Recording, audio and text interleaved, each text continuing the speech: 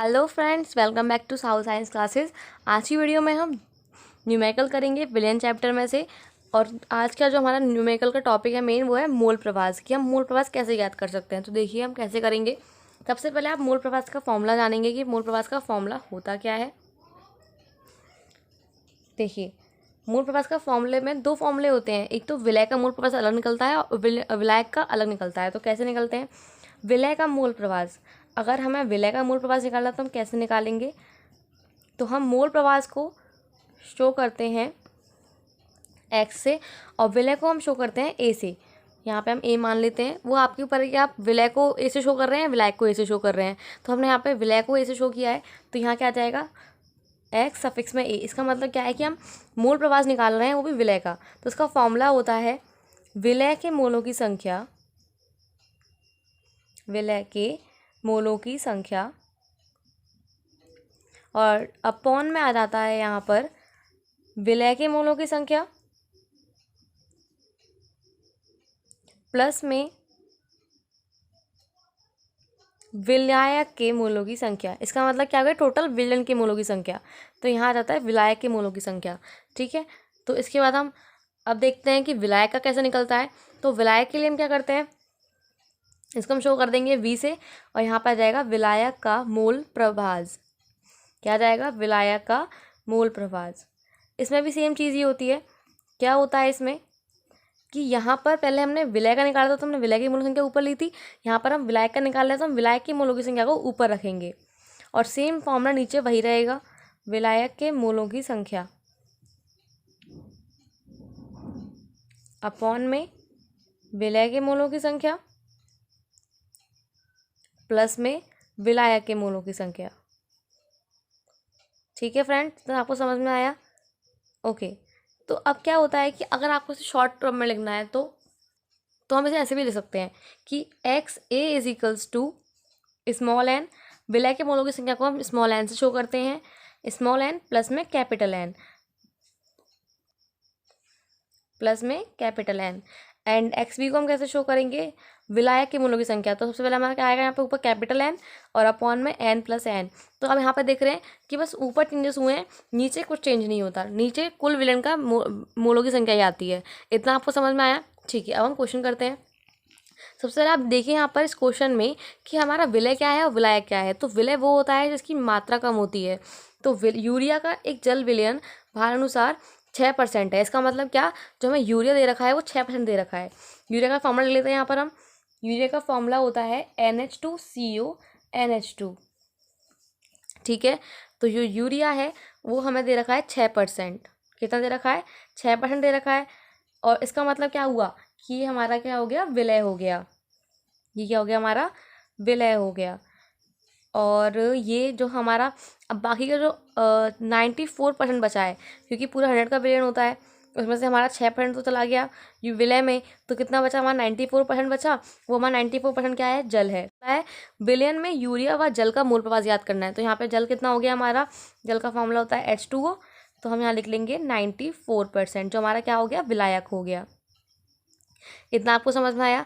अब हमें इसकी मूल की संख्या निकालनी है और इसकी मूल संख्या निकालनी है और फॉर्मूले में पुट कर देना है। तो हमारा दोनों का मूल प्रवाह आ जाएगा। आई होप आपको ये समझ में आया हो। तो फ्रेंड्स देखिए, अभी हमने देखा था कि यहाँ पर हमारा विलय 6% है और विलय 94% है। तो अब इसका हम पहले करते हैं, विलय का मूल प्रवास निकालते हैं। विलय का मूल प्रवास मतलब आप यूरिया का मूल प्रवास निकालते हैं।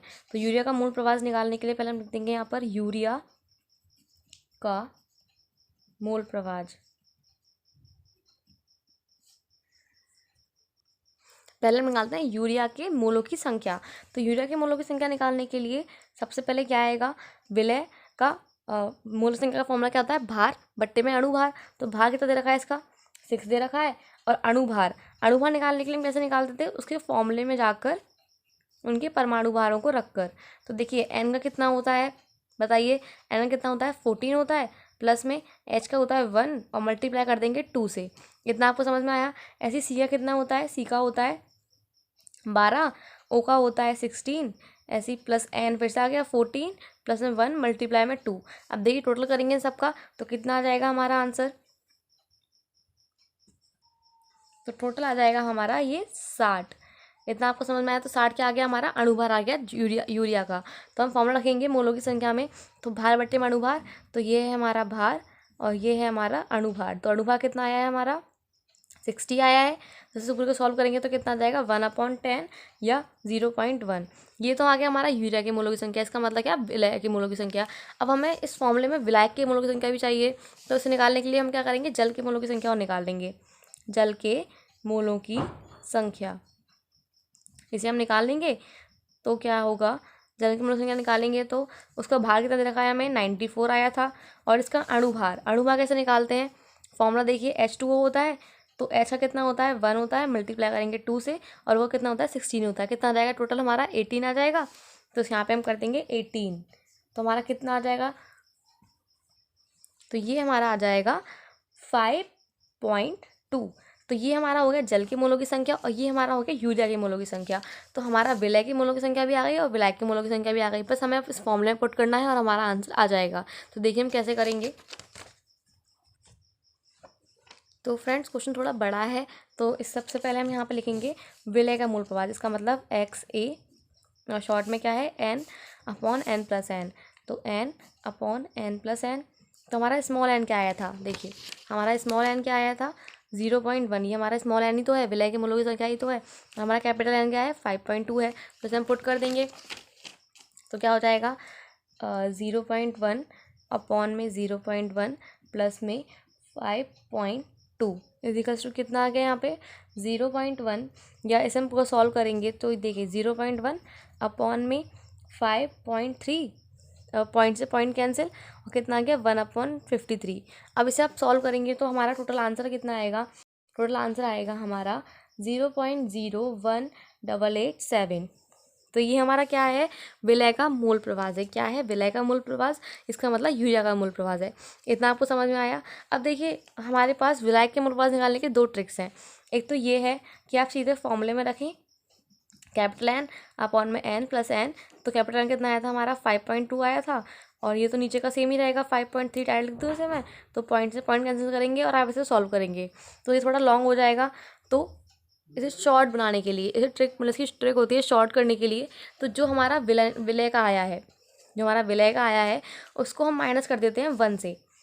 जब हमें किसी भी, या तो अगर विलायक का आ गया तो विलय का कर दो, अगर विलय का आ गया तो विलायक का कर दो। तो विलायक का निकालने के लिए क्या कर देंगे हम, 1 माइनस 0.01887। इसका आंसर कितना आ जाएगा, अब इसे माइनस करेंगे तो 0.982। तो ये हमारा आ गया विलायक का। इसका मतलब किसका आ गया, जल का मूल प्रवाह आ गया। तो ये हमारा था यूरिया का मूल प्रवाह और ये था हमारा जल का मूल प्रवाह।